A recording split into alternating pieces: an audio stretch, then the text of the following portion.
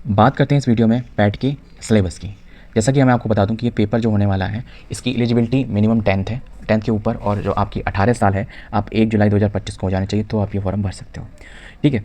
दूसरा ये 10th भी आपकी है कि आपको इस फॉर्म भरने की जो लास्ट डेट है 17 जून, उससे पहले आपका फॉर्म मतलब सॉरी आपका 10th जो है ना वो कंप्लीट हो जानी चाहिए, मतलब उसकी मार्कशीट आ जानी चाहिए। ये चीज़ का ध्यान रखना, या फिर नहीं तो रिजल्ट भी चल जाएगा, है ना। बात करते हैं इसमें सिलेबस की। पहली बात जो आपका पैटर्न देखा, 2 घंटे का पेपर है आपका, 100 नंबर और 100 क्वेश्चन। ठीक है, तो मतलब पर क्वेश्चन पर नंबर। बात करते हैं इसमें कौन कौन से सब्जेक्ट होंगे, तो पहले मैं सब्जेक्ट बता देता हूँ। इंडियन हिस्ट्री है इसमें, ठीक है, इंडियन नेशनल मूवमेंट मतलब हिस्ट्री का बहुत अहम हिस्सा। ज्योग्राफी, ठीक, इंडियन इकोनॉमी, नेक्स्ट चलते हैं Indian constitution and public administration, general science, elementary arithmetics, general Hindi, ठीक है, general English, logical and reasoning, जो कि ये सारे सब 5-5 नंबर के ही थे। अब जो करंट अफेयर आया है भारतीय एंड वैश्विक मतलब नेशनल इंटरनेशनल, वो है 10th मतलब 10 नंबर का। जनरल अवेयरनेस जो कि है 10 नंबर की। बाकी और कुछ है इसमें, ठीक है, बाकी और ये है कि 5 प्रश्न होंगे जिसमें कि अपठित हिंदी के गद्यांश होंगे, ठीक है, जो कि 2 गद्यांश होंगे 10 नंबर के। ठीक, ग्राफ में व्याख्या एवं विश्लेषण, 2 ग्राफ वाले आपके क्वेश्चन आएंगे जिससे जो कि होंगे आपके 10 नंबर के। 5 प्रश्न आएंगे उसमें ईच। ठीक है, तालिका की व्याख्या एवं विश्लेषण, ठीक है, 2 तालिकाएँ आएंगी, 5 प्रश्न होंगे उसमें और 10 नंबर के होंगे। अब जैसे कि आपने एक देखा कि 5-5 प्रश्न ये है, तो ये चीज़ क्लियर कट हो गया कि आपका अगर गद्यांश आएगा, पैसेज आएगा हिंदी का, ठीक है, तो आपको 5 क्वेश्चन उसमें पर करने पड़ेंगे। ठीक है, सेम सीन ग्राफ वाले में और सेम चीज़ तालिका वाले में भी है। अब बात कर लेते हैं कि इसमें जो पेपर का डिफ़िकल्टी लेवल क्या रहेगा, क्योंकि पेपर में जब मिनिमम एलिजिबिलिटी 10th है और मैक्सिमम का कोई रोड़ा नहीं है, तो कितनी हो सकती है भाई, क्योंकि हर लेवल का आप देखो किस लेवल का बच्चा बैठता है ये इंपॉर्टेंट नहीं है। ठीक है, किस लेवल के बच्चे का मतलब, क्योंकि बैठने का तो कोई भी बैठ सकता है, ठीक है, कितना पढ़ने वाला बच्चा और किस लेवल का बैठता है माइंडसेट का, वो इंपॉर्टेंट होता है। दूसरा ये एक प्री एग्जामिनेशन है, ठीक है, तो इसमें आपका कंपटीशन का सीन है, पर उस वो चीज़ का नहीं है कि आपका इसी आधार पे सिलेक्शन होगा। That is to be entry gate prelims. अगर मान के चलें आप किसी भी एग्जाम जो भी पोस्ट निकलती है, फिर आपकी जो भी पोस्ट होगी, फॉर एग्जांपल मान लेते हैं अगर नर्सिंग की ही निकलती है, तो आपका प्रीलिम पैट का देखा जाएगा, उसमें एक पर्टिकुलर कट ऑफ बनाई जाती है। जैसे किसी भी एग्जामिनेशन में आप सेलेक्ट होगे कि नहीं होगे, इसमें जो भी नंबर आएंगे उसकी एक कट ऑफ बनाई जाती है। जैसे फॉर एग्जाम्पल 100 में से 30 कट ऑफ बनाई गई। अब 30 में से जो भी बच्चे होंगे जिसकी 30 से या 30 के ऊपर होंगे, वो सारे बच्चे ले लिए जाएंगे। एक वो भी इस आधार पर बनाई जाती है कि जैसे कि फॉर एग्जांपल मान के चलते हैं कि 4000 वैकेंसी है और उन्हें लगभग 10 टाइम्स या 15 टाइम्स लेना है, ठीक है, तो अब 15 चौको 60, तो फिर उस हिसाब से वो चीज़ बनाई जाती है कि 60,000 बच्चों को लेना है, तो इतने नंबर पे इतने सारे बच्चे आ रहे हैं। तो ये चीज़ है, ये डिपेंड करता है कि नंबर ऑफ़ वैकेंसीज़ किस और उस एलिजिबिलिटी वाले कितने कैंडिडेट हैं, क्योंकि सिंपल सी बात है। जैसे कि फॉर बात करते हैं नर्सिंग की, है ना, अब नर्सिंग में मांगा जाएगा बीएससी नर्सिंग या फिर जीएनएम, ठीक है, ठीक है, विद 2 ईयर एक्सपीरियंस। तो अगर जिसके पास यही होगा वही तो मेंस वाला फॉर्म भरेगा, ठीक है, बाकी तो आपका कंपटीशन जो इसमें है वो हट गया सब। ठीक, अब उसमें अगर जाए बीएससी वाला हो बंदा, वो नहीं भर सकता, एक्सेप्ट दिस कोई भी हो वो भर ही नहीं सकता। अब इसमें फ़ायदा उन लोगों को हो जाता है, जैसे फॉर एग्जांपल 4000 वैकेंसी हैं और 3000 या फिर 4000 कैंडिडेट हैं, तो आप ये मान के चलो आपका श्योर शॉर्ट होना ही होना है।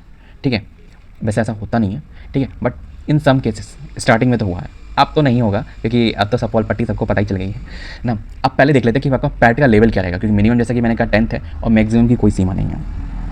ठीक है, हाँ, पीएचडी एचडी वाले भी इसमें भर सकते हैं, क्योंकि ऐसा होता है ना, जैसे इसमें कुछ पोस्ट आई अगर साइंटिस्ट लेवल की, रिसर्च लेवल की, तो फिर वहाँ पे तो मास्टर्स या फिर पोस्ट ग्रेजुएशन ही तो मांगा, सॉरी मास्टर्स और पीएचडी वगैरह ही तो मांगी जाएगी। ठीक है, अनटिल अनलेस अभी जितनी पोस्टें आई हैं वो मास्टर्स लेवल तक की आ चुकी हैं।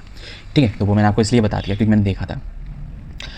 जैसे कि इसमें जैसे कि एनसीईआरटी का रहेगा, ठीक है, 1 से लेके 10 तक अंकित शैक्षणिक विषय के संबंधित प्रश्नों की कठिनाई का स्तर डिफिकल्ट रहेगा।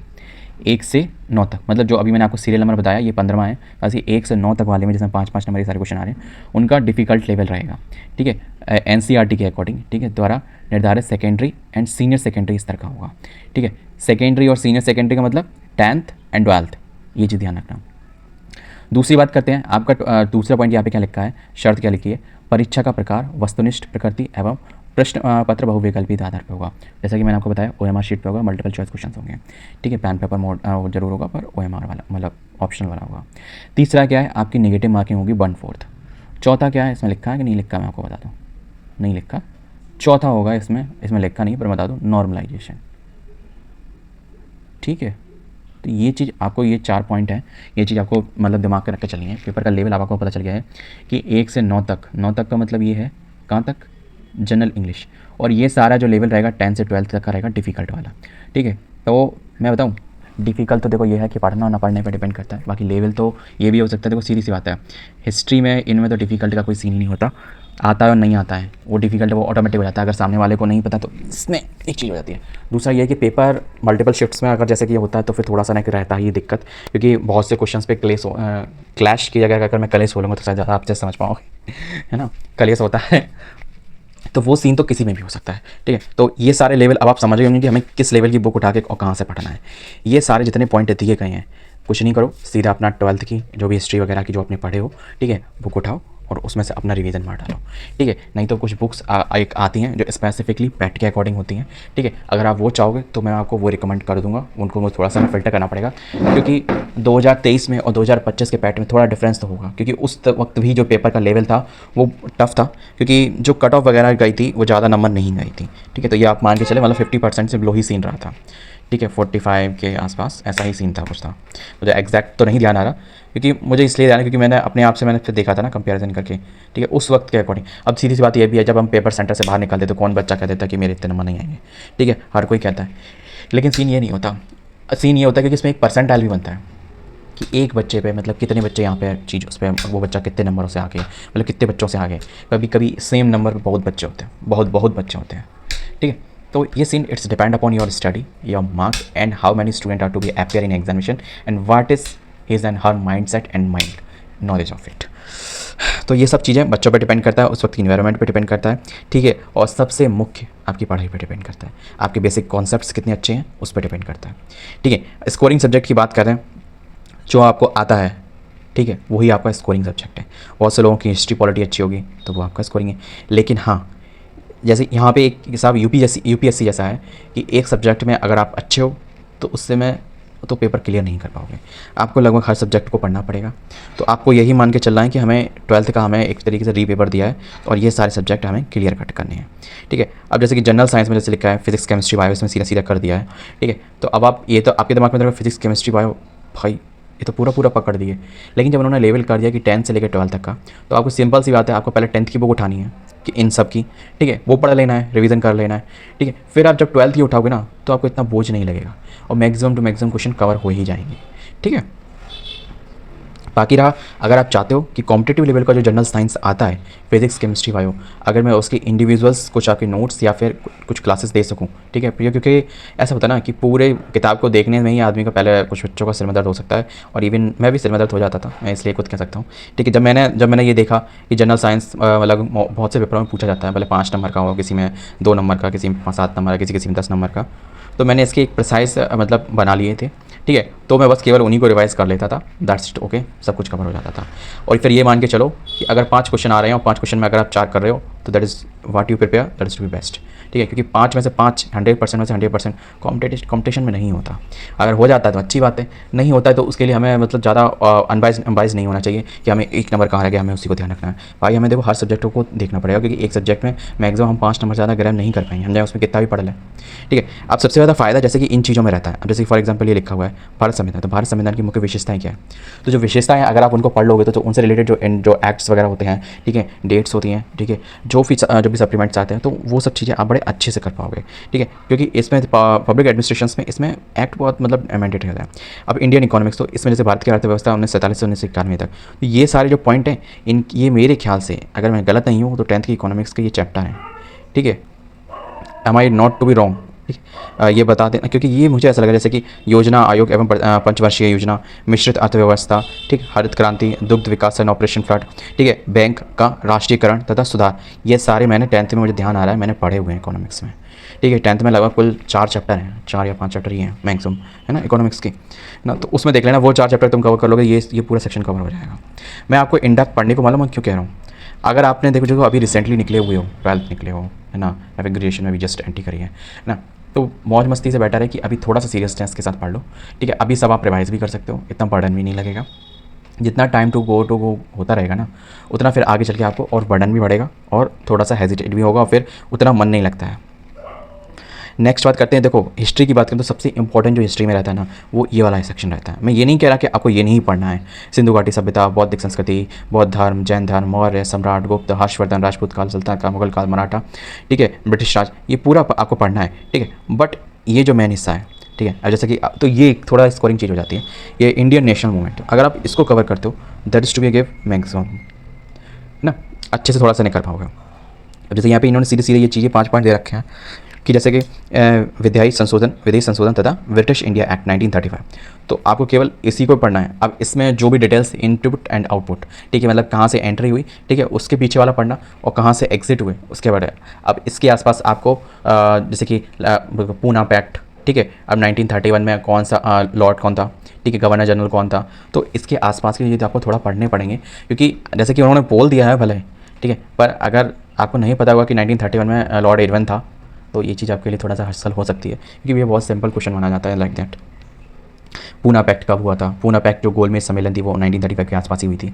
M I not wrong to, मुझे इसलिए एग्जैक्ट नहीं ध्यान आ रहा, ठीक है। तो उसमें कौन सम्मिलित नहीं हुआ था, क्योंकि एक हुआ था जिसमें गांधी जी सम्मिलित नहीं हुए थे, एक में सम्मिलित हुए थे, ठीक है, एक में डॉक्टर राजेंद्र प्रसाद ने ही पूरा उसको मतलब किया था, मैनेज किया था। तो कुछ ये चीज़ हैं, तो ये चीज़ जो इंपॉर्टेंट नाम्स हैं, तो उसके दिखा रहे आपको पता चलेगा। अब भारत छोड़ो आंदोलन, आज़ाद हिंद फौज, नेताजी सुभाष चंद्र बोस, तो ये सारे मतलब आपके जो स्कोरिंग टॉपिक्स हैं वो ये सारे हैं, ठीक है। तो जैसे स्वदेशी एवं सविनय अवज्ञा आंदोलन 1916 से लेके 1947 तक ये पूरा होता है आपका इंडियन नेशनल मूवमेंट। तो ये चीज़ आपको माइंड में मेकअप करके चलना है कि ये चीज़ आपको पढ़नी है। अब रही बात ज्योग्राफी की, तो ज्योग्राफी का अगर हम देखें आपको, ठीक है, जैसे कि यहाँ पे क्या लिखा हुआ है, नदियाँ, सॉरी, भारत एवं विश्व भौतिक भूगोल। अब एक चीज़ ये है कि आपको पूरा सिलेबस भी नहीं करना है। सबसे पहले आपको सेलेक्ट कैसे करना है ये भी चीज़ मैं आपको बता दूँ, ठीक है। आपको कैसे सेलेक्ट करना कि आपको पहले ये देखना है कि आपका स्ट्रॉन्ग पॉइंट क्या है। किसी का स्ट्रॉन्ग पॉइंट साइंस हो सकता है, ठीक है, किसी का स्ट्रॉन्ग पॉइंट साइंस हो सकता है, ठीक, किसी का ये हो सकता है कि आपका स्पेसिफिक जीएस में आपका हिस्ट्री हो, ठीक है, किसी का पॉलिटी भी हो सकता है, किसी का इकोनॉमिक्स भी हो सकता है, किसी का ज्योग्राफी भी हो सकता है, तो कुछ भी हो सकता है। लेकिन एक चीज़ ध्यान रखना है, प्रिपरेशन कुछ इस हिसाब से करनी है। सबसे पहले स्ट्रॉन्ग, फिर मीडियम, फिर वीक। ऐसा होता है कि चाणक्य नीति है एक, अगर आप पूरे जैसे कि फॉर एग्जांपल पूरे जैसे एक थाली में खिचड़ी है, ये रही आपकी थाली और ये रही खिचड़ी, एकदम गरम बलबलाती हुई है। अगर आप सीधा इसमें बीच में आप हाथ रख देते हो, मैं एक सेकंड छीन कर लेता हूँ, अगर आप सीधा बीच में आप हाथ अगर रख लेते हो तो आपका हाथ जल जाएगा। तो आपको थोड़ा, ठीक है, आपको थोड़ी ये खानी है, ठीक, थोड़ी खानी है, फिर थोड़ी खानी है, फिर थोड़ी खानी, फिर थोड़ी, फिर आपको बीच में पहुँचना है, तो आपको गर्म नहीं लगेगा। तो इसीलिए मैंने कहा जो आपका ठंडा, जो स्टार्टिंग का जो ठंडा पार्ट होता है ना, वो है आपका स्ट्रॉन्ग सेक्शन, ठीक है। सबसे पहले आपको उसको ग्रैब करना है। फिर आपका थोड़ा जो गर्म पार्ट है, जो आपको थोड़ा कम ठंडा लग रहा है, ठीक है, तो उस हिसाब से आपको ध्यान रखना है, स्ट्रॉन्ग, मीडियम एंड वीक। तो इस तरीके से आपको इस फ्लो में आपको पढ़ना है। अगर आप इस फ्लो में पढ़ोगे तो आप ये समझ लो 100 में से 70% सिलेबस आप कवर कर सकते हो। ये मैं अपने हिसाब से बता रहा हूँ क्योंकि मैंने इसी हिसाब से कवर किया था। तो आपको ये प्रिपरेशन अब मैं इसलिए नहीं, देखो हर पॉइंट को मैं अगर यहाँ पे क्लियर बता दूँ कि नदियाँ घाटी क्या है, तो वो आप जब पढ़ोगे तो वो आप पर्टिकुलर अगर उससे पढ़ोगे तो ये सारी चीज़ें आपको याद आ जाएंगी, रिवीजन हो जाएंगी, ठीक है। तो ये चीज़ बताना कोई इंपॉर्टेंट नहीं है, पर आपको किस तरीके से मैनेज करना है ये बहुत इंपॉर्टेंट है। हो सकता है बहुत से लोग जब तक ये वीडियो पूरी नहीं देखेंगे तब तक जो मेरी कही हुई हर बात को नहीं समझ पाएंगे, ठीक है। तो इस वीडियो में मैंने आपको लगभग बहुत सी ऐसी चीज़ें बता दी हैं जो आपको बहुत सी देख के भी कहीं पर भी नहीं मिलती होंगी और आपके माइंड में ये सवाल रह जाते होंगे। रही बात इन सब चीज़ों को मैं पॉइंट आउट करके बताऊँ तो इसका कोई मतलब नहीं रहता। हाँ, ये रही है कि जैसे कि आपका जीएस का पोर्शन है, तो जैसे कि जीएस का मतलब जनरल अवेयरनेस का जो पोर्शन है और जो करंट अफेयर का पोर्शन है वो कहाँ से कवर करें, ठीक है, ये भी माइंड में आ रहा होगा। मैं ये मान के चलता हूँ जैसे कि ये 10 नंबर की 20 है, 20 नंबर का हो गया, ठीक। ये मुझे पता है ये हर बच्चा मैक्सिमम बच्चे कवर कर सकते हैं 30 नंबर का, है ना। ये 30 नंबर का 20 नंबर हटा दो, 50 नंबर वो हो गए, ऊपर के 80 हो गए टोटल, ठीक। तो आपने 80% ग्रैब कर लिया, मैंने तो अभी 70% की बात करी थी, समझ रहे हो। अगर आप इसमें 70 भी नंबर ले आते हो, ये आप मान के चलो जो पिछली बार की कट ऑफ थी वो 50 से भी नीचे थी। अब मुझे नहीं ध्यान आ रहा है कितनी थी, ठीक है, बट एक बात ध्यान रखो, इसमें कोई भी इंपॉर्टेंट नहीं होता। सबसे इंपॉर्टेंट ये होता है कि आपका नेगेटिव नंबर नहीं होना चाहिए। नेगेटिव का मतलब, मेरा कहने का मतलब ये -1 नहीं होना चाहिए और 0 भी नहीं होना चाहिए, क्योंकि जो नर्सिंग की एक बार भर्ती हुई थी, मैं ये नहीं कह रहा कि आपको इस डायरेक्शन में सोचना है कि हाँ भैया तुक्के मार दो, नहीं।